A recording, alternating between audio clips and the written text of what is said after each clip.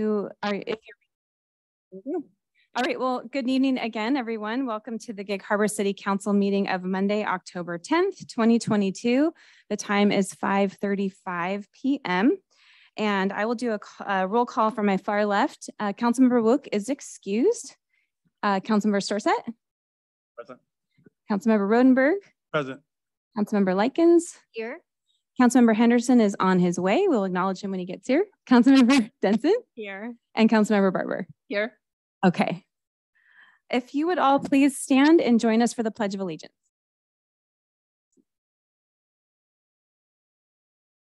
I pledge allegiance to the flag of the United States of America and to the republic for which it stands, one nation, under God, indivisible, with liberty and justice for all. Thank you. Before we begin this council meeting, we would like to recognize that we are gathered on not only the ancestral and traditional lands of the Squabash Band of the Puyallup Tribe of Indians, but also on the site of one of the largest and longest standing historic villages of the people, the original inhabitants of the Gig Harbor area. Council, are there any changes to the agenda this evening? Okay, seeing none. Do I have a motion to approve the consent agenda? Motion. I move to present to, I can't even talk tonight. I move to approve the consent agenda. Second. All those in favor say aye. Aye. Any opposed? Motion carries. Thank you, Council. Okay, so we are so honored to have so many distinguished guests with us this evening. And our first presentation is recognition of Our Fisherman, Our Guardian, the Honoring Committee. So would the members of the Honoring Committee please come and stand up here in front of the dais, and I'm going to meet you down there.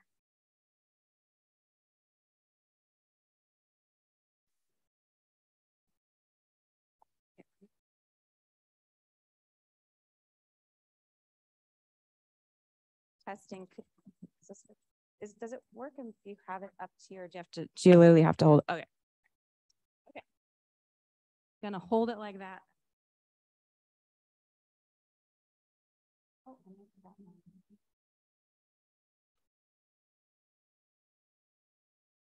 I'm just, okay. Oh, that doesn't work. Hold on, technical difficulties. Can you all hear me? Yeah, I'm gonna have to hold this like police radio style or something. So, and try to do this at the same time. So this is gonna be fun. Okay.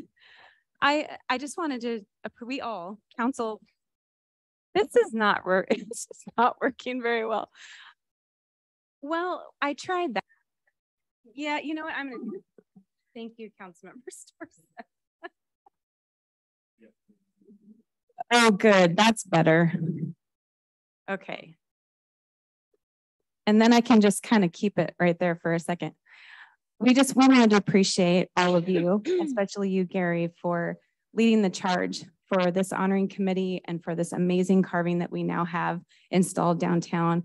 And it is just beautiful. The ceremony was beautiful and moving. We were so honored to have you all there and all be a part. And so I would like to read this certificate of appreciation that I'm going to hand to each of you. As Mayor of Gig Harbor, Washington, I'd like to extend the highest appreciation on behalf of myself and City Council to all of you, and I have one for each of you, for your tireless efforts to honor the ancestral homelands of the Squabash people by working to facilitate the creation and installation of Our Fisherman, Our Guardian, and honoring symbol, given this 10th day of October, 2022. So,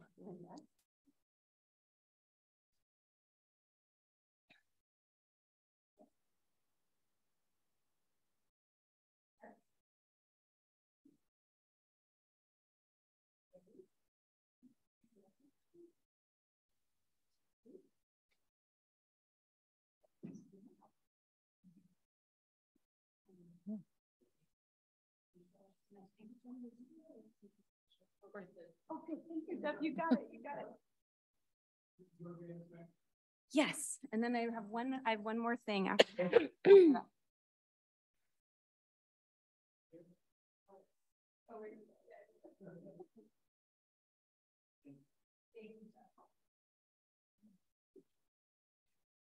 And Gary, we have one more thing for you.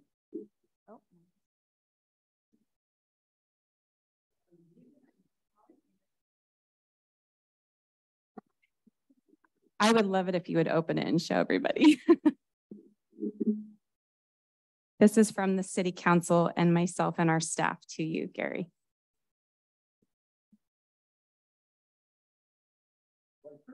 Yeah. Early Christmas.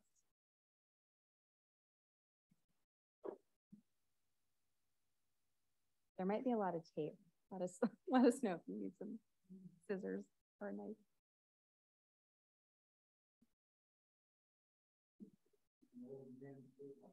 Aww.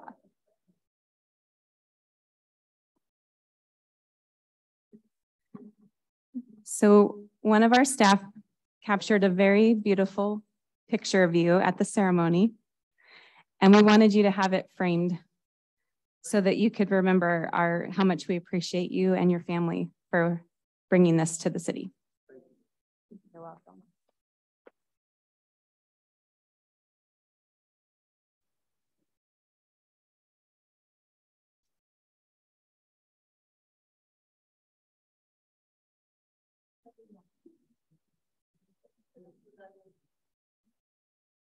This is a sweet picture of Gary and his wife.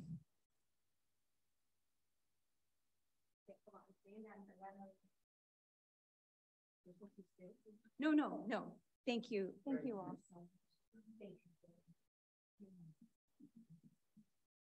Okay, I'm gonna still use your mic. Okay. Yes, please, if council has any comments, please, I would love that. Thank you, Tracy, or Mayor Mark. I just wanted to make a comment of how grateful we are to this committee. You know, today across our city, state, and nation, we celebrate Indigenous Peoples Day, a day of honoring and celebrating Indigenous communities and cultures. I am so, along with the rest of council, appreciative of the work of the Gig Harbor residents, city staff, prior and current elected officials who've worked so hard to build opportunities to foster meaningful relationships with our tribal communities. This is just a beginning. As one of the members actually said to me last week, this is just a beginning.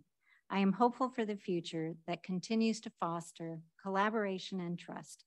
Thank you to the honoring committee from all of the council. Thank you. Thank you very much.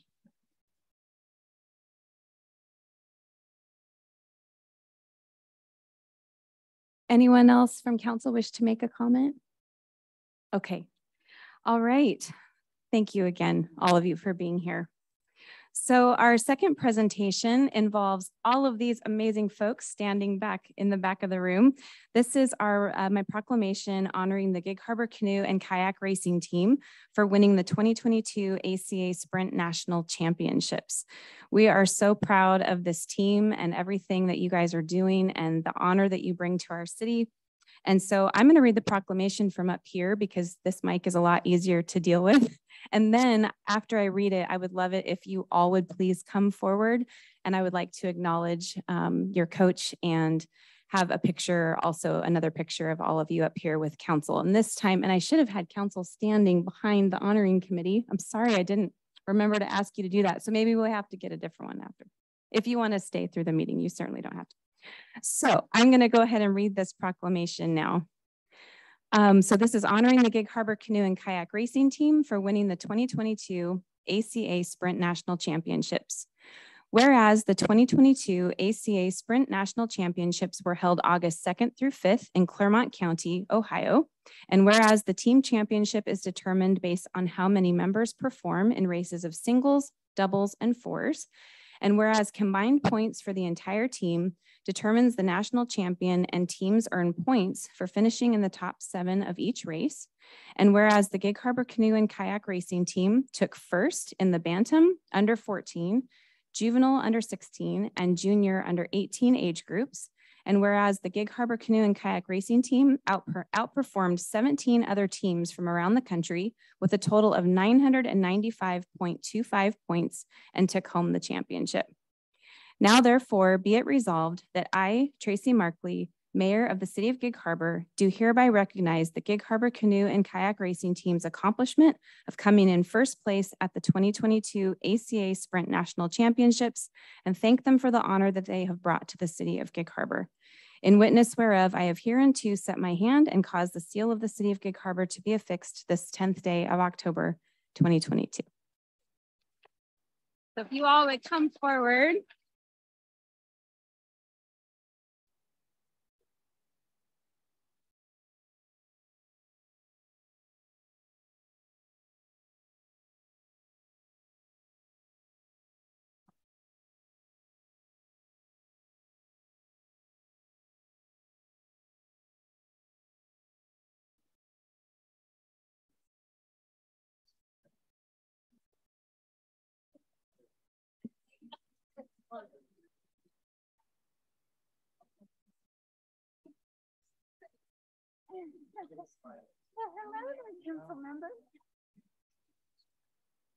Turn this mic on for you. And Coach Allison, this is for you. You're welcome.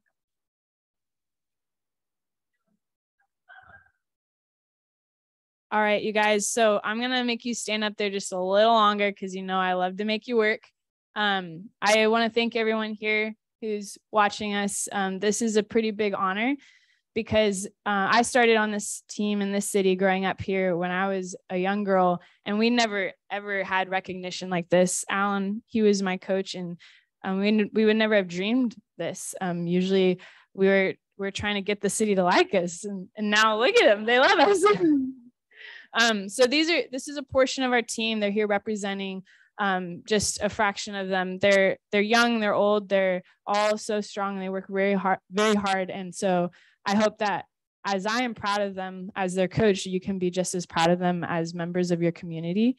They've been treating every citizen and every park as better than themselves under my authority. At least I tell them to, and I want them to keep doing that. So you let me know if they're not. One thing I do want to also say is that some of these athletes have actually performed internationally.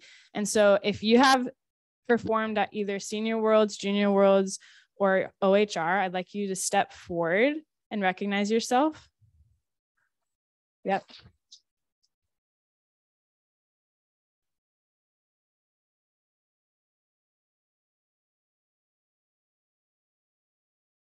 Okay, go back.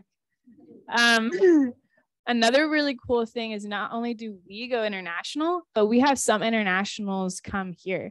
One specific athlete I want to recognize, and she's probably going to kill me, is she is an international exchange student who sought out somewhere that she could paddle. And her name is Helena, and she's from the Czech Republic. So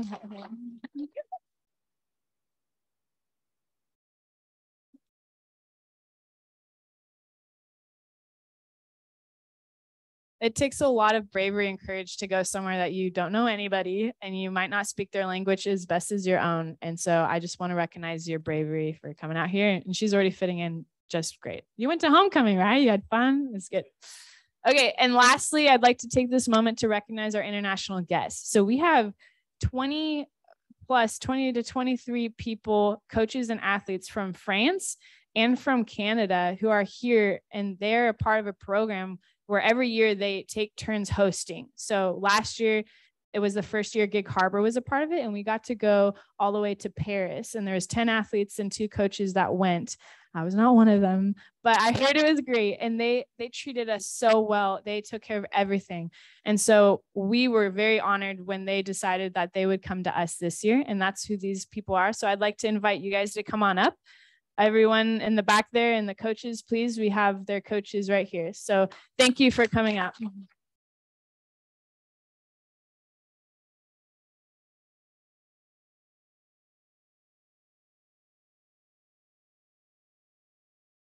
They might not know what's going on. I know some of them don't speak the best English. I'm learning French myself. Yes, come on in, you guys, all the way in. this is an amazing opportunity. These people are getting to experience baseball games and corn on the cob and barbecue for the first time. And not the Canadians, but the French. And they're getting to see what saltwater paddling is like and how we run our practices. And we're learning from their coaches, and they're developing friendships that are lasting who knows how long. And they'll see each other at those international competitions, just like I'll see the other coaches as well. So I think this would be a great time to take a photo of this paddling community. I'm amazed by it. If there's anything else, thank you so much.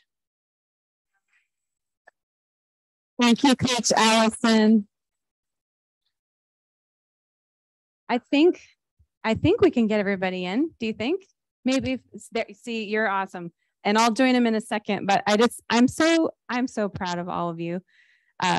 Incredibly proud. And we're very honored to have you all here, especially from visiting from out of town. We just really hope that you've enjoyed our city so far. Alan, did you have you were raising your hand. Did you want to say something? Oh, wait a minute. Okay. All right. Well, I'll jump in and we'll see if we can get everybody in there.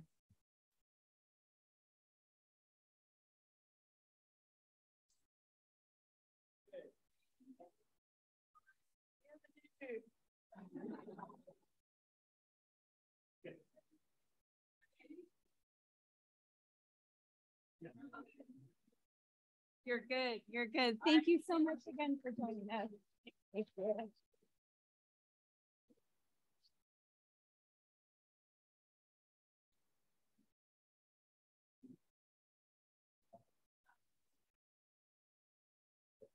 Thank you, guys.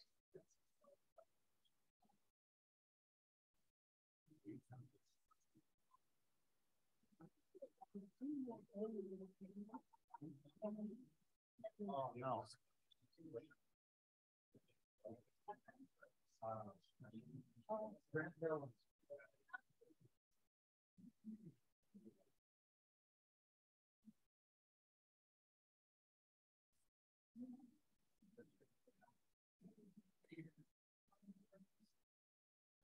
Oh, this is the fun part of what we do. Isn't this just amazing? Love it.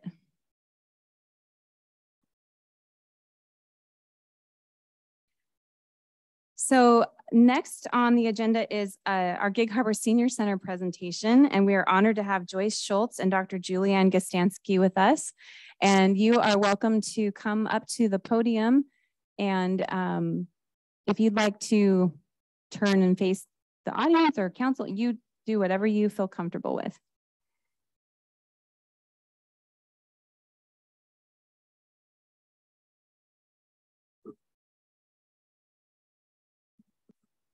Somebody's going to look at my back. I'm not sure who. That's okay. It just seems to be what the evening holds. Okay. We're here tonight to talk about the Gig Harbor Senior Center and where we're going. I'd like to thank Mayor Tracy, Council, Katrina, everyone for inviting us here to talk about who we are. We appreciate your support for the last 3 years. And it's been truly a gift, and we thank you for that. I am Joyce Schultz. I am the chairperson of the Gig Harbor Senior Center. And tonight with me, I have Julie Gostansky, the president emeritus of the Greater Gig Harbor Foundation. And this evening, we're going to show you how important the city's emotional and financial contributions are to the Senior Center's sustainability and growth.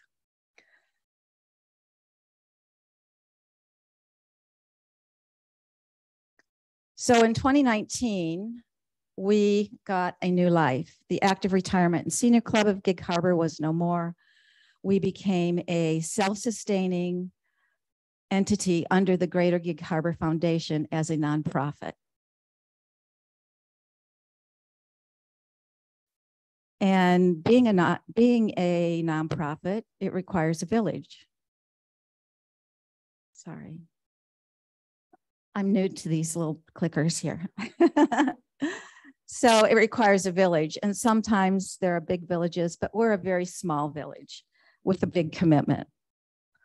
Our mission statement, you can see up there, we provide a vibrant gathering place I feel the vision statement speaks more to what we do on a daily basis. We empower seniors to thrive. And during this presentation, I want you to keep in mind that there are 3 components to a healthy senior, and that is physical activity, 3 components that are needed: physical activity, socialization, and good nutrition. And every day, the Senior Center provides these in varied ways to keep empowering seniors to thrive.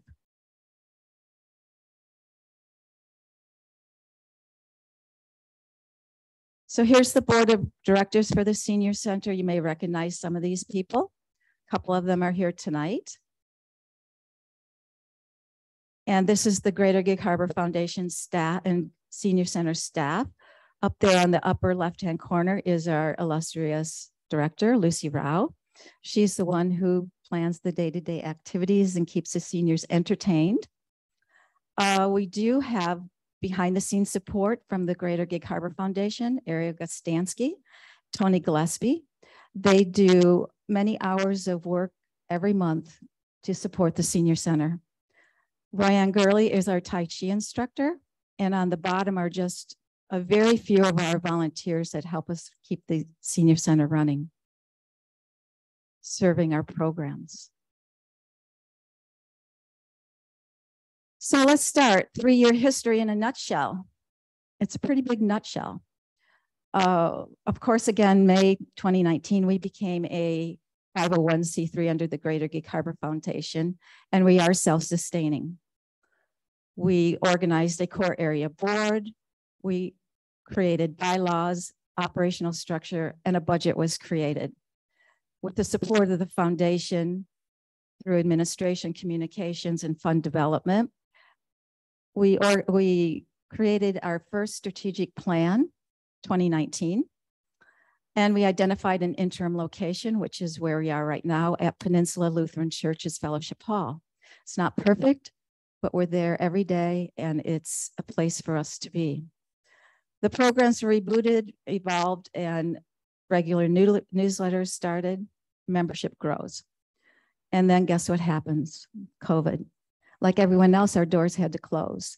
So what were we going to do? Were we just going to say, good luck, see you when this is over? No, we did amazing things during COVID to serve seniors in this community. This is what we did. We created a shelter-in-place meal program. 2 restaurants in town, Barbecue to You and Camp Seymour, came forward and wanted to help. So for 13 months, we delivered over 200 meals every Friday to the homes of seniors who wanted them, with a cast of character volunteers. We partnered with Cisco for a 10.5 tons of food that were distributed to seniors and families with a distribution site out in the Key Peninsula also, as well as Gig Harbor. We had the Pierce County Fresh Produce Program, which offloaded fresh produce that local farmers could not get rid of because many markets were closed. And we piggybacked that program onto the shelter-in-place meals. So for 13 weeks in the fall of 2020, we also got bags of fresh produce. We received 250 bags a week for that for 13 weeks. One of the other really amazing programs is one of our previous board members worked directly with St. Anthony's at the Franciscan, and we were awarded vaccination appointments. We scheduled over 200 vaccination appointments for seniors that were calling and crying that they couldn't work through the internet to get an appointment. They couldn't drive to Bonnie Lake. We got over 200 seniors vaccination appointments. Pick up and go lunches continued. Catholic Community Services continued those as pick up and go for the, I guess it was 15 months we were closed down.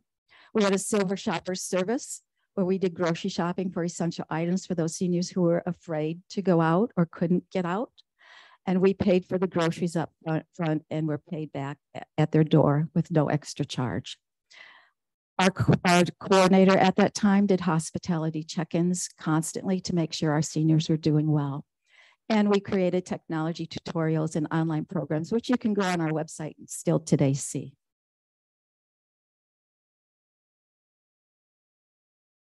I have this in here because we want you to see Gloria's face. This is what our volunteers saw and were greeted with when they delivered these over 10,000 meals over a period. They saw a happy face, even if they wouldn't answer the door because they were afraid. They would wave, they would stick little cards, thank you cards through the doors. It was heartwarming. It was amazing.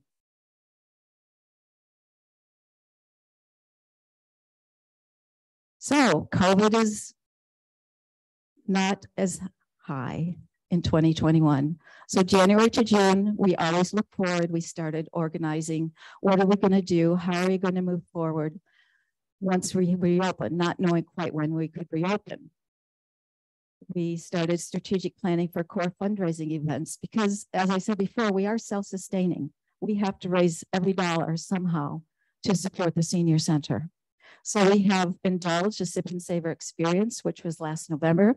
And we have another one coming up this November. Tickets are on sale. And then we also have Shamrock in the Harbor, which was a St. Patty's Day run, 5K, 12K run, a family event. You can even stroll, seniors. It's fun. So July through December in 2021, the Senior Center reopened July 7th. The 2-time-a-week lunch program continued. We hired a new program director, Lucy Rao. She started effective November 1st of 2021, and she grew membership, created more programs and activities, and the doors were unlocked and seniors were welcome to come back. We held our first annual Indulge, a Sip and Savor experience, raised approximately $24,000. We were at that time planning for our Shamrock in the Harbor, which was in March of 2022. And always continue planning for the future forever home and increasing programs and service development.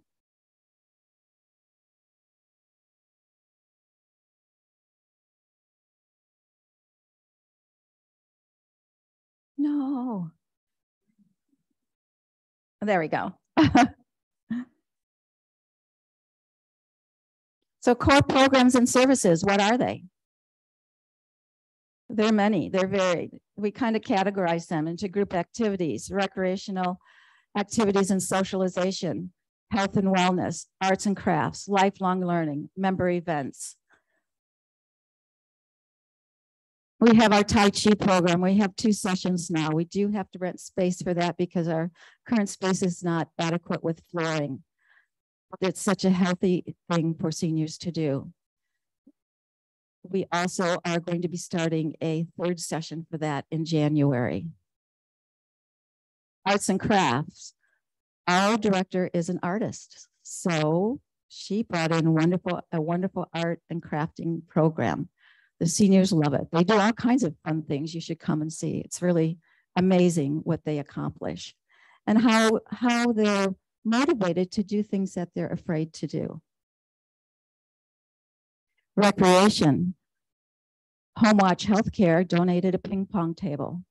And I'm hoping they're going to start a tournament because they're getting kind of mean with that. Not mean, but they play to win. Richard, there's a few people here, right? You play to win.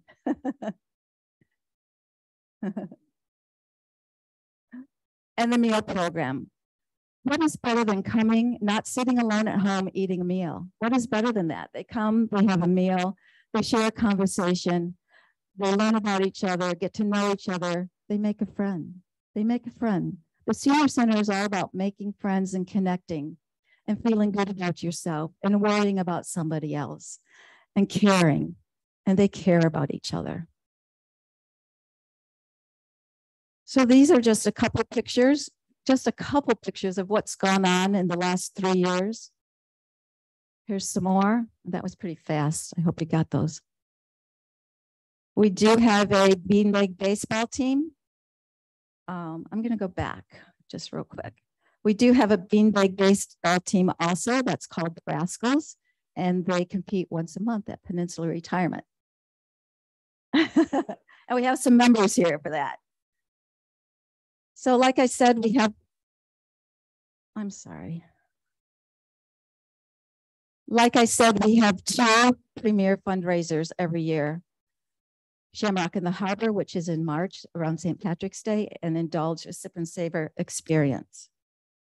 And here's some pictures from last year's events, some people that participated, volunteered. They were 2 great events. So more than 80% of the Senior Center's annual budget is raised through events, donations, and services.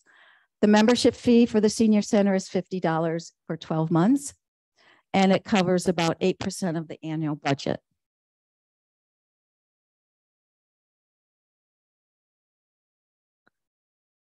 So this is a pie chart of the percent of budget by funding source. If you go up to the top where the 6% is, the blue, and then if you read down below from left to right, you'll see what they all mean. So let's go to the special events and fund, the gold, I guess, the 13%, programs and services contracts, which the city has been kind enough to be part of that. And we thank you for that. It's 13% of our budget. Special events funding is 26% of our budget, and private donors is 37%. So we work hard to find money to support the Senior Center.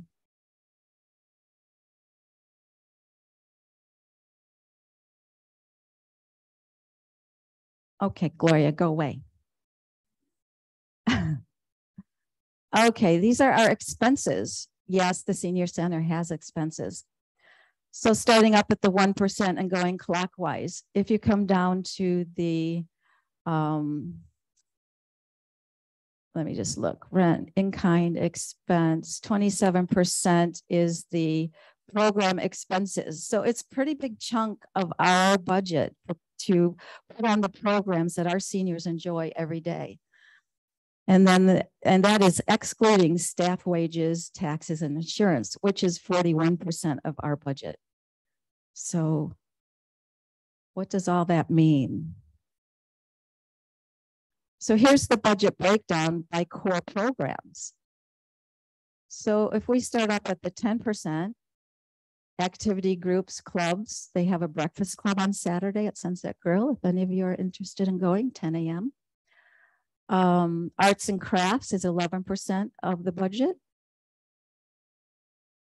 as well as recreation and games, health and wellness, 12%, member events, socialization, 14%, lifelong learning. Lucy has a wonderful Wisdom Wednesday program. She brings in entertaining speakers related to the arts, authors, personal interest stories, local organizations that want to talk about what they do and how they can support seniors. It's all over the board every Wednesday at 1 o'clock. So come if you can. And then group exercises. So here's our budget. To run a seniors, and I do want to say one thing, the 2022 budget is a projection out to the end of the year. So this isn't necessarily what it will be actually at the end of the year. We're just projecting our income and expenses for the next 4 months. So it costs money to run a senior center. And our 2022 income projection is $121.8 thousand if our fundraisers come through like we hope they will. And our expenses will be about $109.5 thousand. So it costs money to run a senior center, and that's every dollar of that is raised.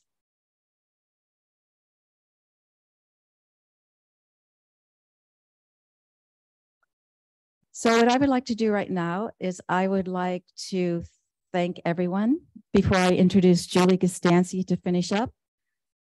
And I just want you to know that your time tonight is such a commitment to our sustainability. And I appreciate that. And I know all the seniors here tonight, we have several that are here. And the senior center is a vibrant, active place where seniors can come and be.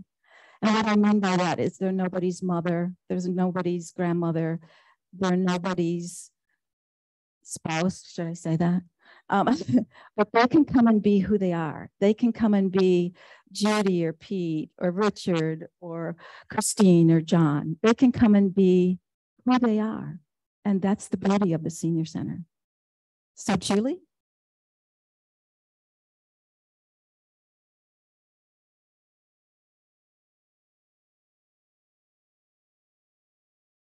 I have the easy part. I'm just here to talk about kind of what we're planning to do. I think the mic might have gone off. If you just push the little button on the bottom of the microphone.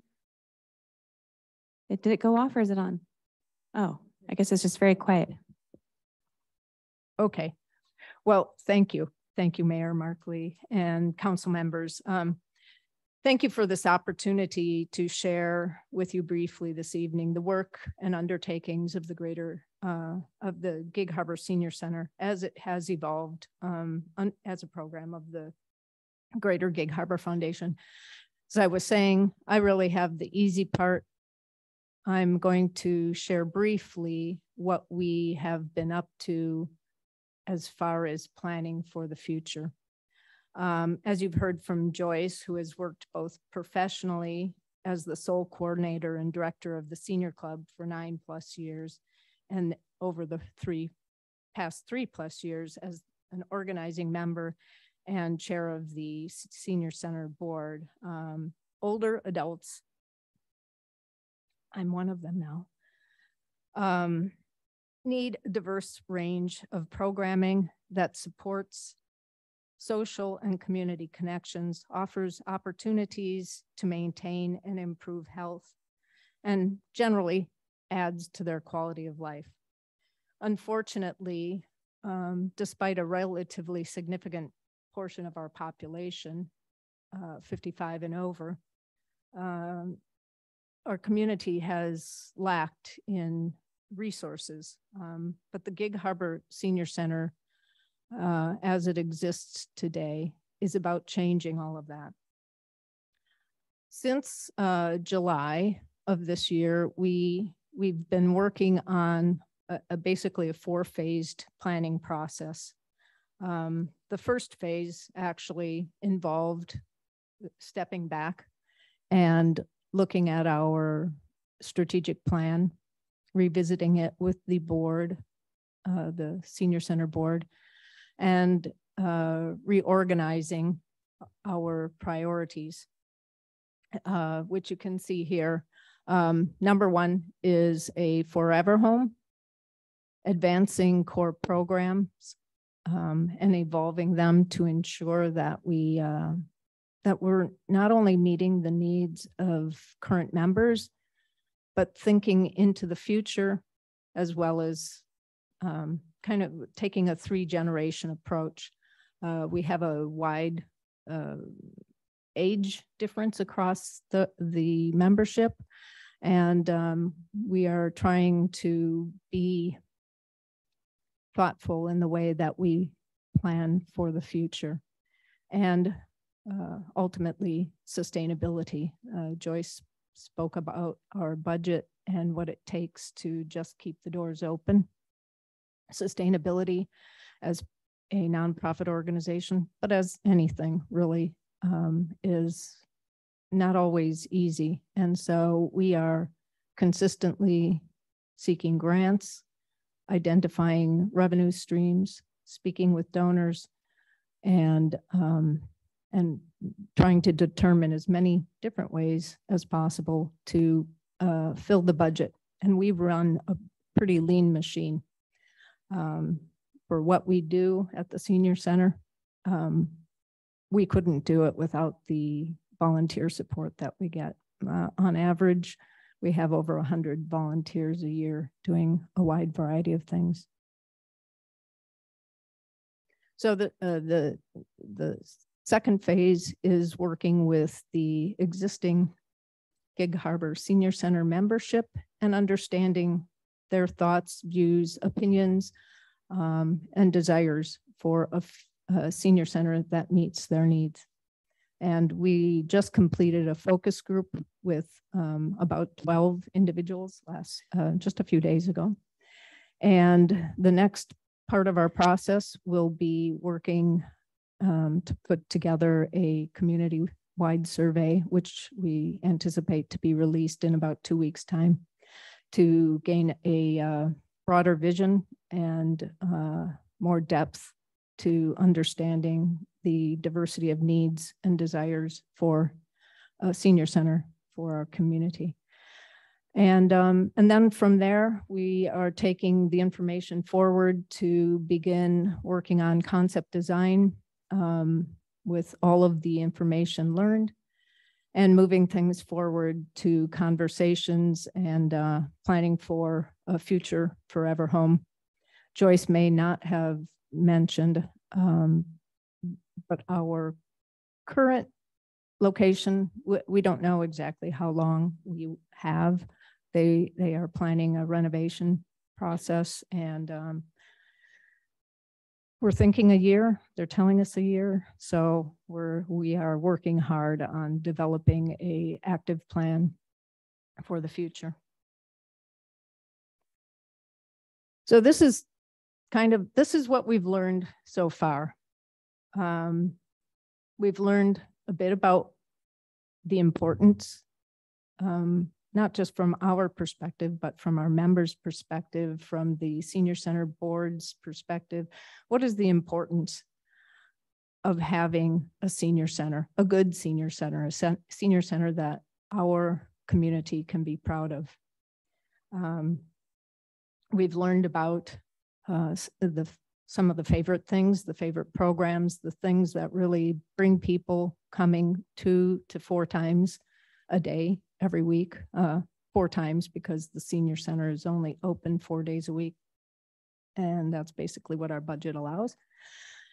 And then kind of their top 4 things. And you might see a theme across the photographs and the core comments here, but food and meals is big. In part because people come together, but also because it provides, I'm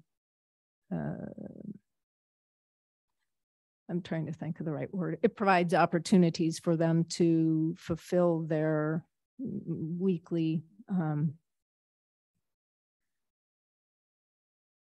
nutritional needs at lesser expense. We have a program in which we've partnered with the Fish Food Bank. So once a week, we have some additional goodies as well as the, we're currently in a 2-year agreement with the, correct me, Joyce, if I'm wrong. This is with, through the U.S. Department of Agriculture, right? And it's a low income, I forget the name of the program, but it's basically supplemental food program. And so we have been delivering, again, about 200 bags of food to area families. So we've learned about their top 4. We've learned about things that they would like us to add that we can do in our current location, like returning to potlucks. Potlucks used to be quite a thing before COVID, and we're just getting back into the groove. Having things that are more guy-friendly. That was one of the things that we heard recently. So I guess anything from putt-putt to carving, I don't know exactly, but bringing in a diversity of programs. Some planned outings. We as the foundation actually have a vehicle. So we're going to be looking at how we can utilize the van that we have to try and do some planned outings. Celebrating milestones and a member directory. The complexities of our current location are are not in the people that we are working with. The Peninsula Lutheran Church has been absolutely phenomenal in trying to make everything we do at the senior center possible.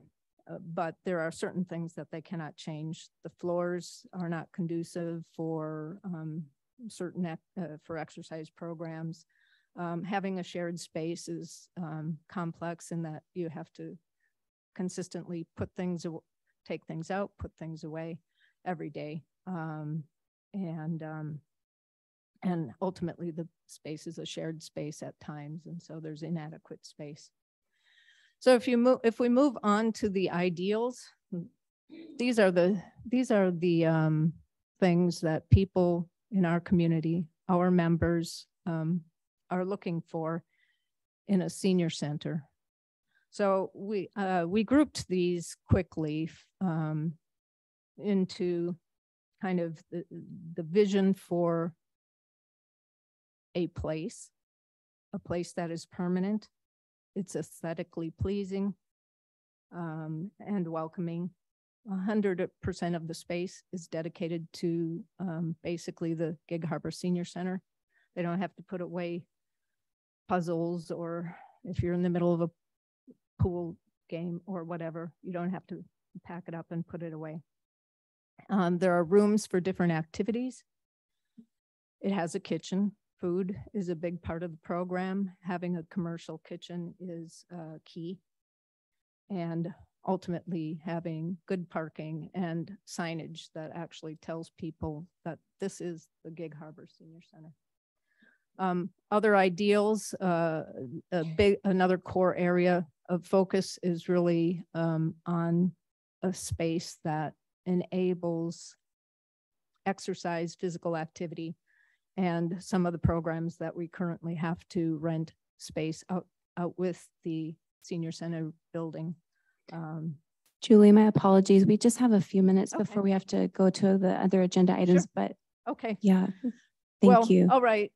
I mean, basically, these are the ideals here are those that have been outlined. And if we jump just over to concerns, biggest one, I think, is that seniors are invisible. And that's not a great feeling, to feel that you're in a community where maybe your needs aren't being addressed. And then if you couple that with the amount of time that it takes to make reality happen, these are the big concerns of our membership and our seniors in our community. And with that, I am done. And do you have anything else to say, Joy? No? Okay. Thank you both for coming and letting us know about all the great things that you're doing. You certainly are not invisible to us. So just know that you mean a lot to us and what you're doing. Thank you for what you did through COVID for our seniors. It really was very remarkable.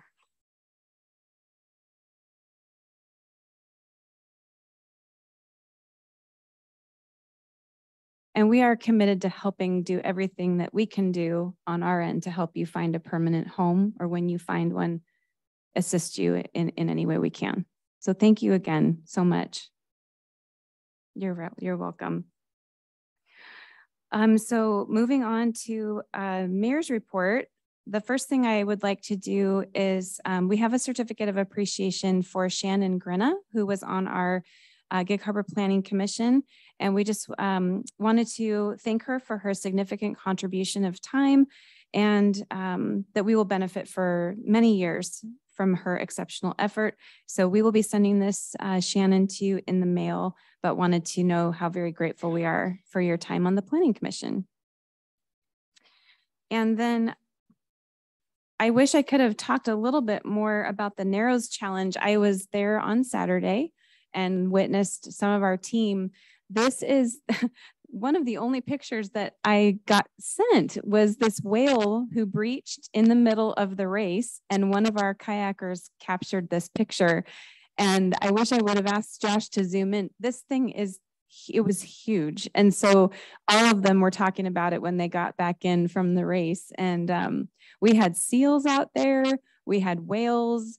It was just crazy that these kiddos and these adults go out there and paddle the open waters. They went, the 20K goes under the Narrows Bridge and comes back to the mouth of the harbor. So really strong current, and they just were champions. It was phenomenal. So I encourage you all next year, next October, to watch from the Old Ferry Landing or Narrows Park or the Lighthouse Spit. Those are the three best places to view the event. But that was a pretty spectacular picture when they brought that back. So had to share that with you all. And then we celebrated, we had a ribbon cutting for our Eden Boatyard brick house on Thursday evening. And so the house down at Eden Park is now open to the public and available for small events. I think there's 30 or 35, 30 occupancy limit there, but it's just beautiful. It's got a beautiful deck and you can walk down on the dock and it's just gorgeous. So just wanted to encourage people to contact the boat shop if you're interested in renting that facility. And that concludes my mayor's report. And I will turn it over to our city administrator, Katrina Knutson, for her report. Thank you, Mayor. Good evening, council. Can you hear me? Not talking. Not very well. We'll have to work on that. Can you hear me now? Not very well. Are you on? I don't know. Maybe just get a little closer to it. You almost have to eat these microphones, it seems. Okay, on? Better, but you might have to just yell. Just don't yell, but just talk a little louder. Okay, good to know. Better, thank you. Close. Not COVID safe, just kidding. Yeah. We're totally COVID safe. My report tonight is just kudos to Dave Rodenbach and his finance team for preparation of our new biennial budget for the 2023-2024 year. So kudos to Dave, his team, as well as the department heads for making this happen for all of you and all of us, actually. And we look forward to discussing this with council at 3 dates upcoming, and the public is invited and welcome to those as well, in person or on Zoom. On October 17th from 2 to 5, you can join us in person or on Zoom to learn all about the public works budgets, where Jeff will present wastewater, streets, parks, water, and stormwater, all of the budgets for that for 2 years. The following day from 2 to 5, all of the other departments will present their budgets to the council. And then on November 3rd, we will do a recap with council where they'll be able to ask any questions that they have overarching, or any questions regarding purchases that we're requesting to make, or if anything was left out inadvertently, including a summary. And we'll also be discussing LTAC at budget requests at that point as well. So feel free to tune in again in person or on Zoom. And we really look forward to having a complete 2-year budget. And although it's not as great as a whale breaching in the sound, I'm very happy to announce, and taking a little bit of Jeff's thunder, but we're happy to announce that Parks Manager will be starting on the 7th of November. So filling that position will definitely help Jeff go back to his Public Works Director role. Although he will be managing the Parks Manager, so he'll still get to stay involved in those, but we're very happy to have that person come on board, and we hope to announce their name very, very soon. And then lastly, there were a number of questions to our staff regarding something that was seen in the Gig Harbor Bay, and I'd like Jeff to just take a few moments to explain that, both for council and the community's information, so they know exactly what's going on there.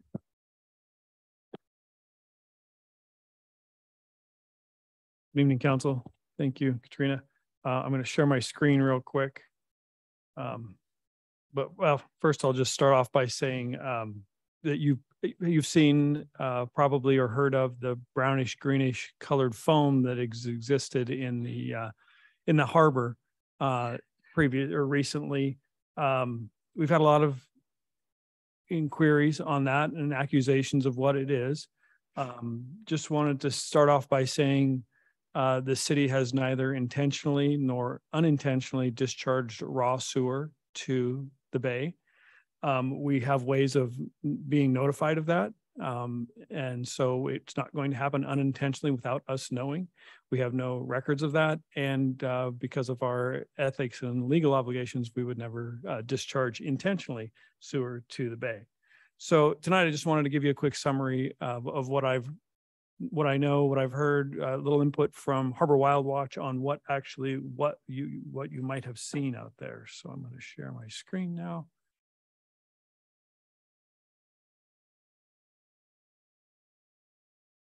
Hopefully soon. Started. There we go. Okay, so the foam that you see on the screen that's gathered, like this is at Scansey Park, around one of the piles there at Scansey Park, is actually the result of decaying organic material. The organic material is often bacteria or algal blooms. And so this happens, both the algae forms and the bacteria forms in both fresh water and in salt water. So it's common in many places. The bacteria could be present, or the algae blooms could be present because of changes in seasons. It could be present because of stormwater runoff that comes off and the organic material that comes down through the stormwater runoff into the bay. And just that previously in that week of September 28th or 29th or something, I think it was, we had a little light rain. And so that might have helped spur on this decay of bacteria. It has been occurring in multiple locations throughout the South Sound. Let's see if my computer will switch for me here. Another picture, but maybe it's not running too slow. But so there is an independent third party that does testing of bacteria levels around the Sound. And they were samples that were taken in early September. They were considered low on their scales. It's very normal to have them in this level. And then there were some samples that were taken on October 4th. And those were at medium levels, which is also, even at medium levels, it falls within Department of Ecology's water quality standards. So, yeah, elsewhere in the South Sound. So it's something that we see routinely. We expect to continue to see it, but from everything that Harbor Wild Watch has told us and everything that we know, it is not raw sewer. It's not coming from boats. It's coming from natural decay and natural processes that occur in the Sound. So that's my report. Happy to answer any questions if you might have any. Thank you for that explanation, Jeff. We did certainly receive a lot of inquiries about that and concerns. So happy to be able to have you put those concerns to rest. So Council, did you have any questions for Jeff about that? Okay. All right. Well, thank you so much, Katrina, for your report, and thank you, Jeff, for that as well. So we will now open up the public comment period for non-agenda items. Speakers will be allotted 3 minutes, and if there is anyone in the audience that wishes to speak tonight on an item that is not listed on our agenda, you can come forward to the podium, and you'll have 3 minutes. And then when you see the yellow light, that'll mean that you have 30 seconds remaining. And then when the red light goes off, then the public comment period is over. So, well, for your personal testimony, but when you come forward, if you would just state you can come on forward. Like stands it. And if you could please state your full name and address for the record, please, that would be great. And you can, move the mic to however you need it to be. All right. My name is Patrick Allman. I live at 3704 59th Street, Court Northwest. And I lived in Gig Harbor pretty much my whole life. And I have concerns regarding the construction on 38th Street. My main concern is regarding the streetlights. There are already a few streetlights located on this section of 38th Street that is currently being worked on, and I'm just worried about the impacts that it will have on the wildlife and whether or not trees will be cut down in the process. Light pollution caused by LED streetlights can damage the rhythms of local wildlife, and along with plants, animals, and pretty much everything that lives in our environment. Yeah, plants and animals depend on the Earth's day and night cycle to guide their behaviors, and scientific studies have found evidence suggesting that artificial light at night has negative and even deadly effects on many of our native creatures, including amphibians, birds, animals, insects, and plants. The introduction of more artificial lights into our fragile environment can drastically alter the cycles of nocturnal animals like owls, which are sensitive to the blue lights that are found in LED lights. Last night when I went to bed, I listened to 3 owls outside of my house, which have recently moved there since there was deforestation that occurred nearby where the cove is located.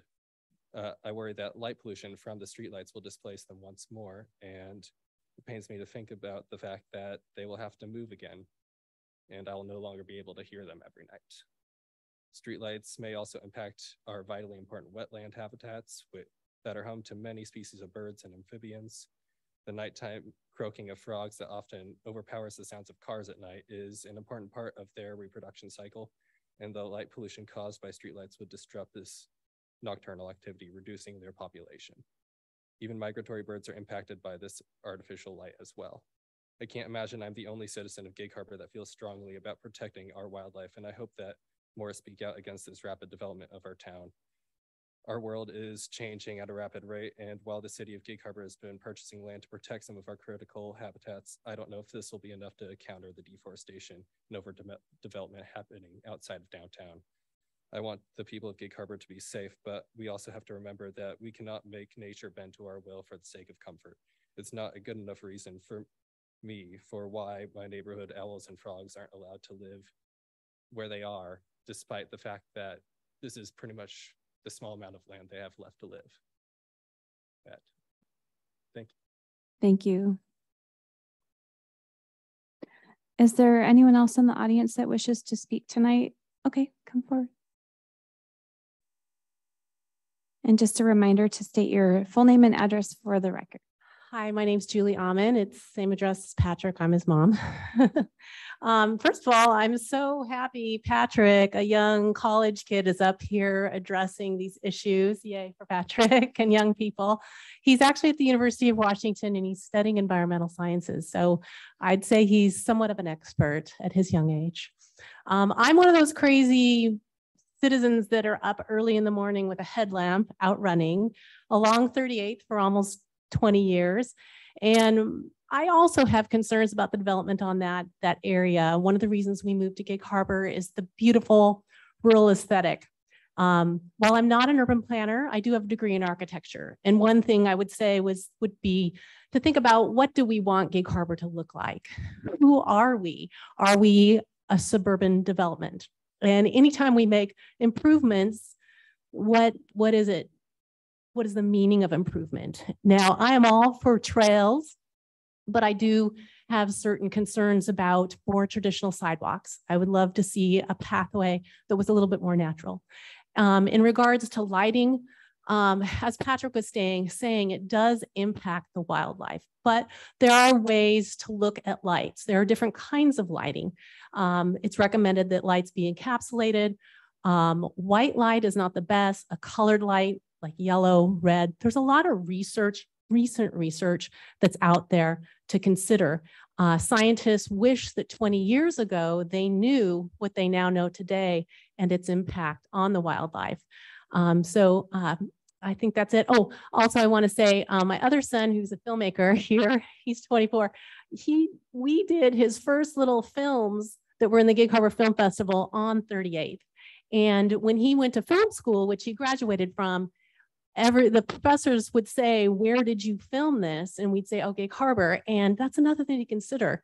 We are known so much for our aesthetic, our outdoor aesthetic, and it's something definitely to consider in addition to all the other issues. Thank you so much.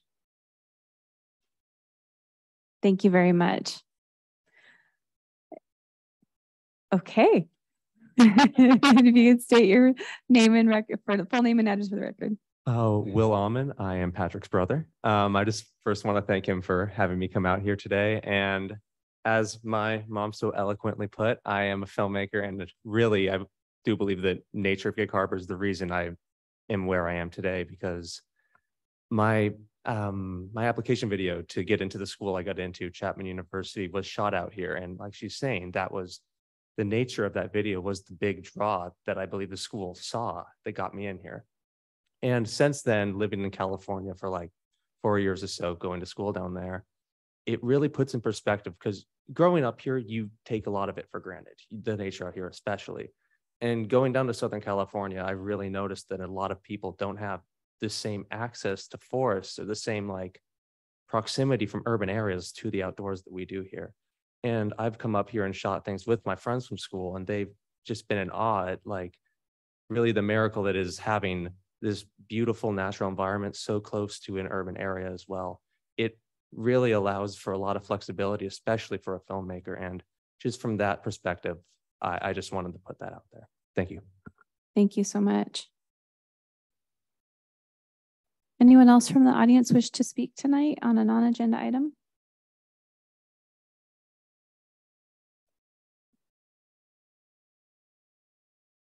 And if you would also state your name and address for the record.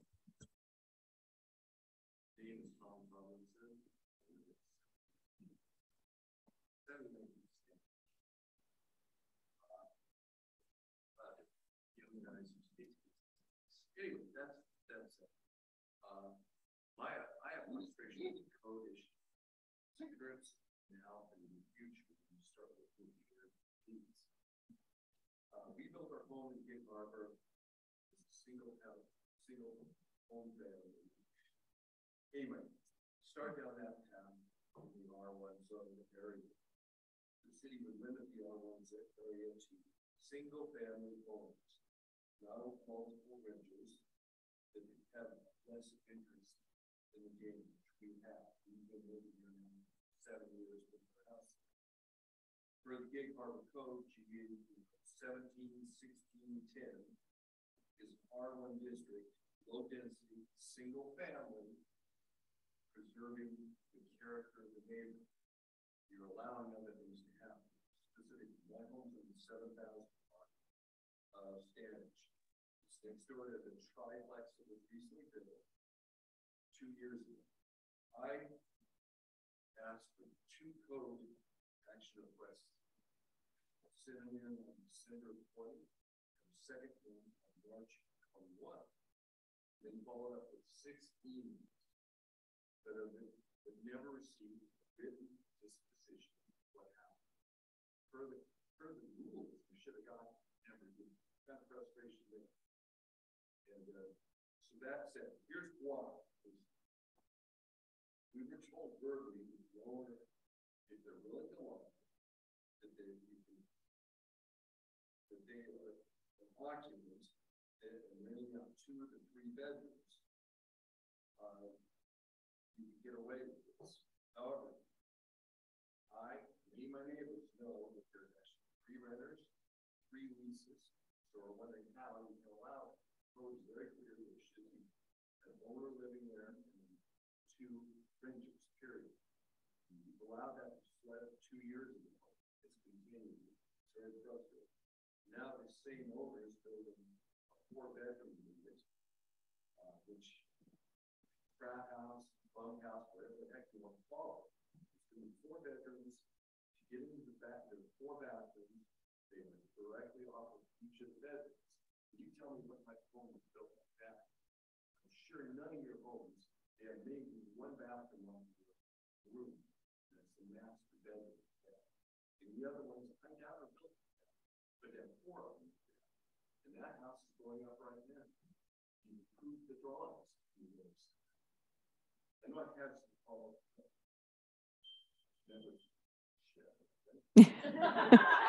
If you can wrap up in a sentence or 2, that would be great.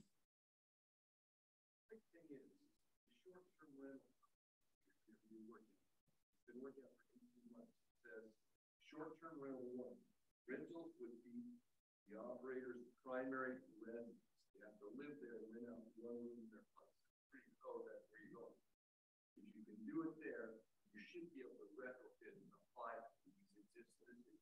triplex and this new 4-bedroom side of the building.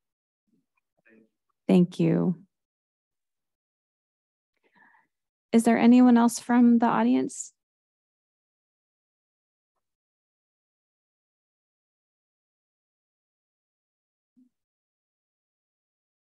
Good evening.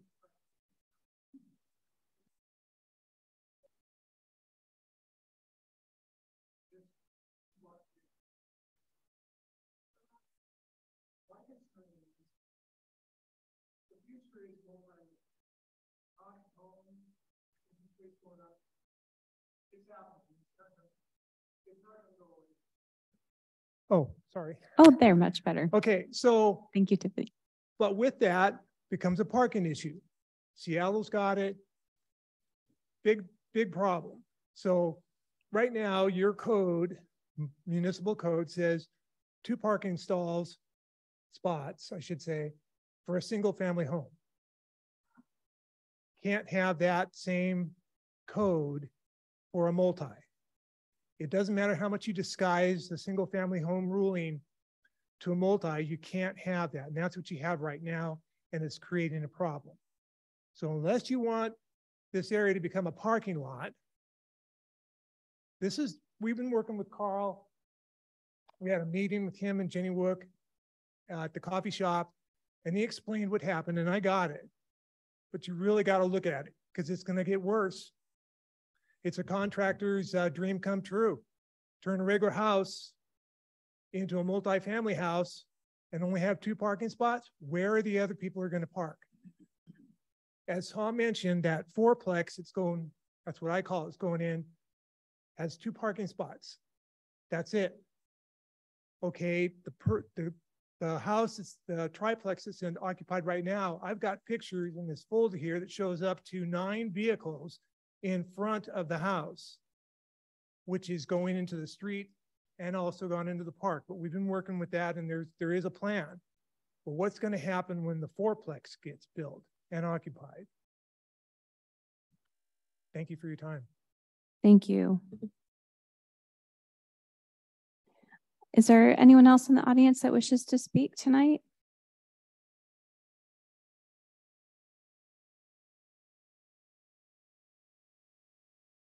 Good evening. My name is Sean Odell. I'm with Washington Water Service. I can give you multiple addresses throughout the harbor, but I'll give you our office, 14519 Peacock Hill Avenue Northwest.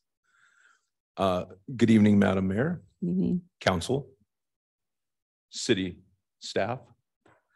I just wanted to come here today. This has been long overdue. I know there's been changing with the council. There's been changing with other staff throughout the city and throughout our company as well. COVID did make a big impact on all of us. I know that the city employees as well as the water employees stayed their ground and had to work through the pandemic. But I wanted to introduce myself. My name is Sean Odell. I'm the operations manager at Washington Water Service. My coverage area is from this side of the Narrows Bridge, but we also have water systems throughout 8 different counties of Western Washington. I've been working for Washington Water since the inception. After it was created after Harbor Water was an existing water system throughout this area. We've worked exclusively with the city employees, with Jeff especially, and I just wanted to give a shout out not only to the staff, but also the administrative staff behind them.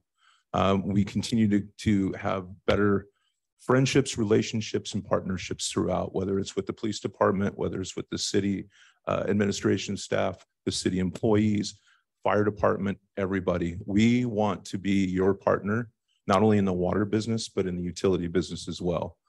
Our company is working exclusively with Jeff and his staff on some supporting the hospital with a second connection potentially for emergencies. We're also working on some other projects as well as a franchise agreement. So I just wanted to come up here and give my face out to you folks.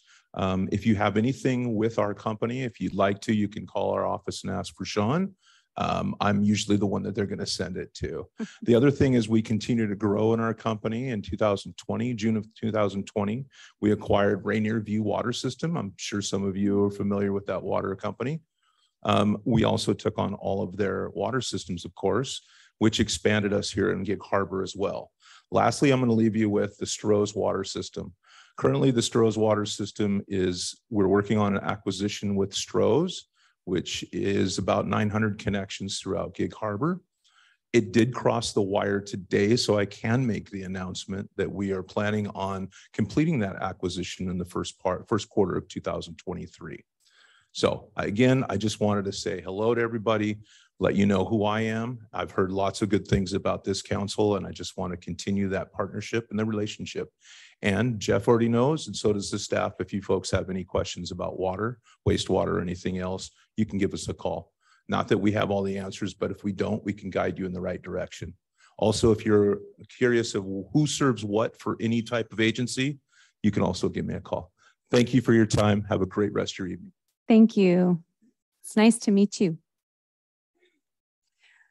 Anyone else in the audience tonight that wishes to speak? Okay. Josh, I forgot to ask you in the beginning, were there any written comments submitted tonight? We do have one written comment tonight. Okay. This is from Georgina Armstrong, 50 Pine Street in Edmonds, Washington. She writes, in 2018, the City Council adopted a resolution to build the Gig Harbor Sports Complex that included 6 sports fields. At that time, the move was made in order to provide youth in the region with adequate facilities for organized sports. Today, we know that that need is no longer relevant, as fields were constructed when 4 new schools opened in Gig Harbor last year. This was made possible by a tax levy passed by the voters that increased property taxes to pay for the project. In recognizing the newly available fields, I want to commend the city staff for taking the lead on the idea that the city form a partnership with the Peninsula School District and Pembet Parks to analyze the unused, underutilized fields in their inventory. With such an effort, it is possible that even more than the 4 newly created sports fields will become available to the region's youth. This will be a win-win for both taxpayers who paid for the fields that now sit idle and the children who should have access as early as spring 2023 to fields located conveniently within their own neighborhoods. If the existing fields are used, then another big winner would be climate change. The trees that are currently absorbing carbon dioxide on the land where the sports complex is planned to be built will no longer need to be clear-cut.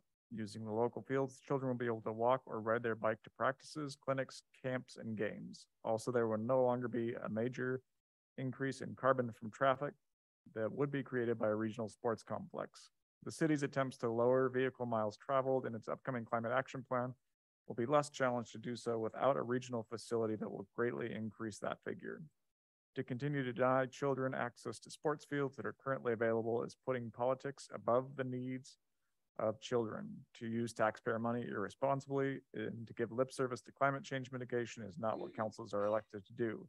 By following its own strategic plan in the areas of tree canopy preservation, relieving traffic issues, decreasing the distance to get to a park, and addressing climate change, members of this city council are now in the enviable position of being able to assure the citizens of Gig Harbor that the promises they have made are the ones that they have kept. That can only be achieved by reversing course on what will otherwise become a redundant sports complex. Thank you. Thank you. Are there any hands raised in the online audience this evening? Anyone in our online? And thank you for watching, all of you. I can't see who you are because I don't have my computer in front of me, but if there is anyone that wishes to speak, you can press the raise hand button at the bottom of your screen or *9 on your phone. We have no raised hands in the audience. Okay. All right. Thank you all who came to speak tonight. We really appreciate you coming and giving us your concerns and your comments. And you can reach out to staff after the meeting or to myself if you have additional things that you'd like to follow up with us on. Council, would you like a 5-minute break before we go into new business items? Okay. Okay. Yep. Okay. So we will adjourn until 7 o'clock and we'll come back. Welcome back to the Gig Harbor City Council study session of Monday, October 10th, 2022.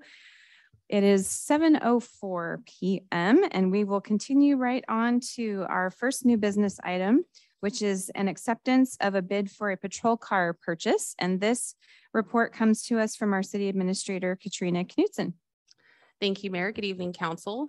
I want to thank Sergeant Dom for being with us this evening. Thank you.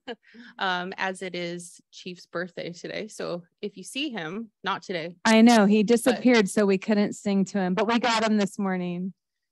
It's much better in person to sing, we found, rather than on Zoom. So maybe next time. Yeah, we gotta do the next time, maybe next meeting, we'll make up for it.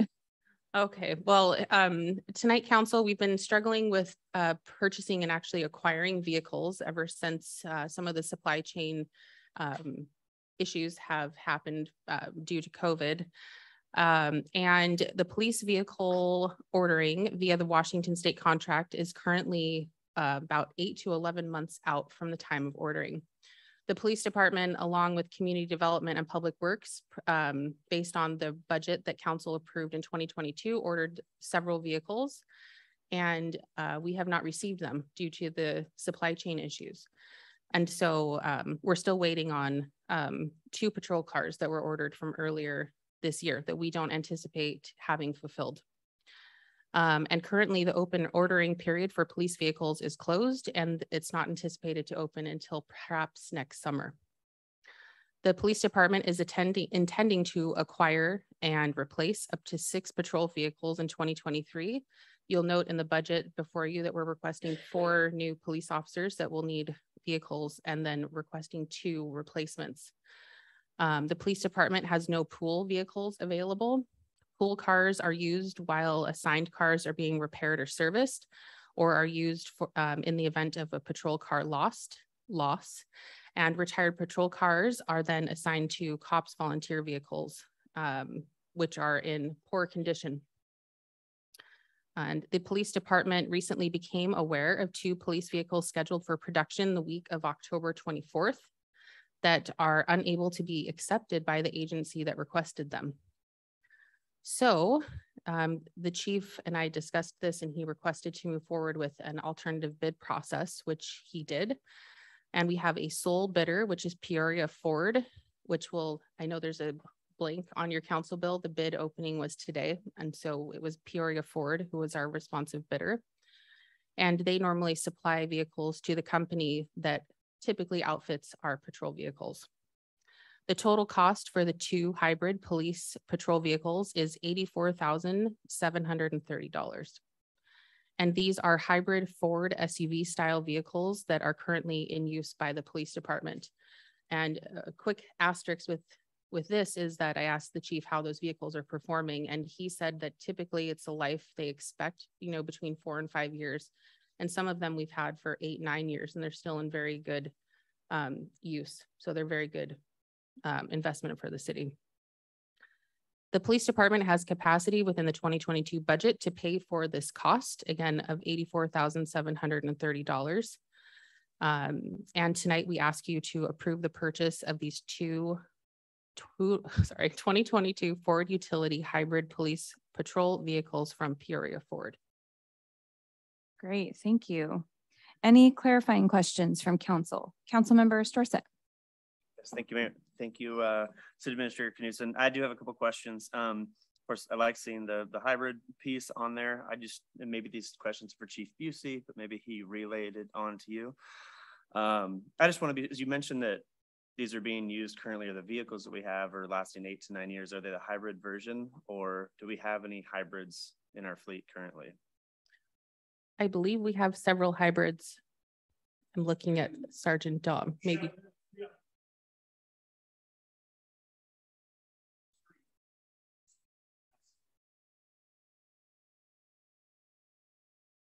Okay, additional question, just my thoughts on the police vehicles is, of course, just being able to do their job safely, you know, that these aren't like the small SUVs that I wouldn't be as convinced about them being safe or having the presence of enforcement. And so that would be my only really concern on this, of what the vehicles are. They are the same size as the current SUVs that are utilized by the police department. Okay. Just in a hybrid version. Like a full size. I just think full size vehicle, whether it's a patrol car or it's SUV. Full size. I wouldn't say it's the size of a Tahoe or a Suburban, but it is a full size SUV. My personal favorite is the truck. Thanks.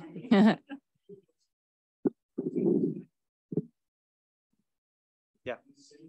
Okay. I like that. All right. Thanks. Councilmember Henderson. Thank you, Mayor.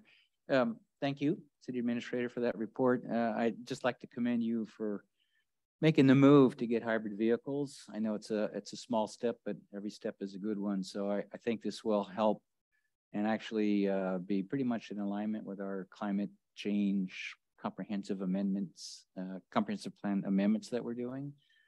So I'm looking forward to seeing these hybrid vehicles around, and hopefully they, I believe if they're hybrid, you're not always sitting there idling, right?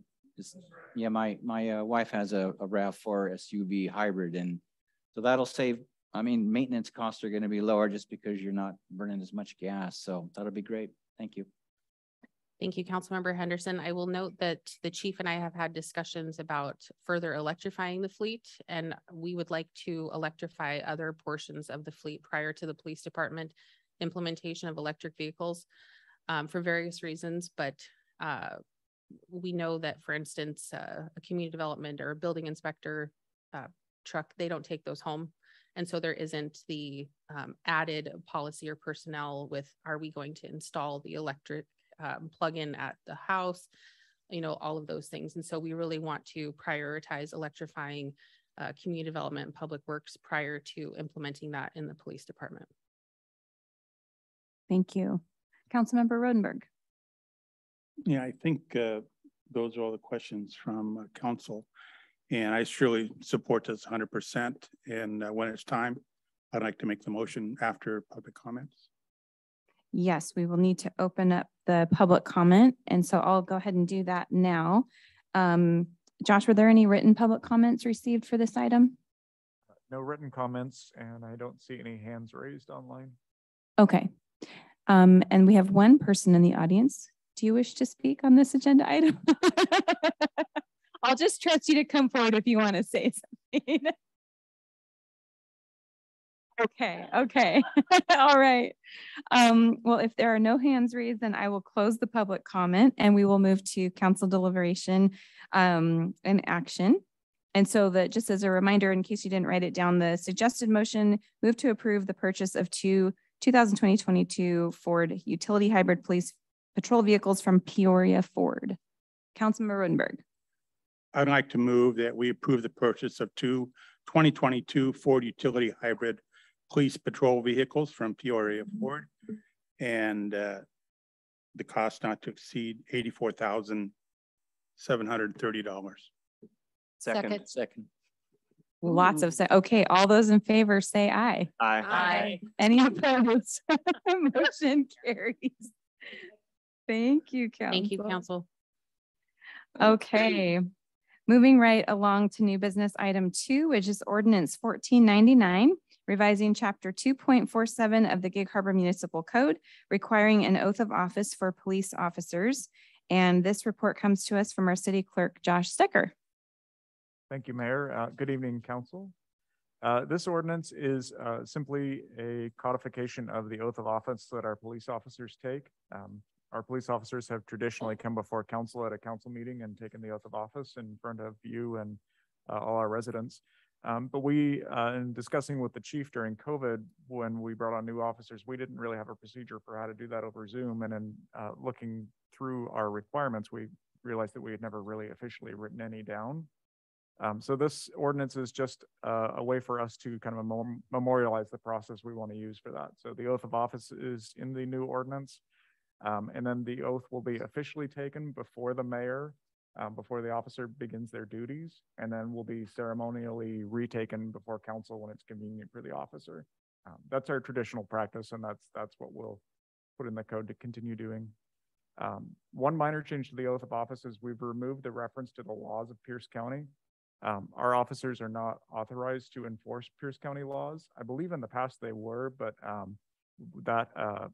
that authority has been removed from them by the Pierce County Sheriff quite some time ago, I think. So we modified the oath that was already in the code for the chief to take to remove that, and it's not part of the officer's oath now. So with that, if there are any questions, we are requesting that this ordinance be adopted at first reading, which would take a supermajority of council. Thank you, Josh. Councilmember Rodenberg, did you have a question? Oh, no worries. Any questions from council? Okay, not seeing any lights. We will open up the public comment on this agenda item. Josh, were there any written comments received? No written comments, and I don't see any raised hands in the Zoom audience. Okay, all right, we will close public comment and we will move on to council deliberation and action. Council member, I think who came, I don't know who went, Likens. I saw your light first. I move to approve ordinance 1499. Second. All those in favor say aye. Aye. Any opposed? Okay, motion passes. Thank you, council.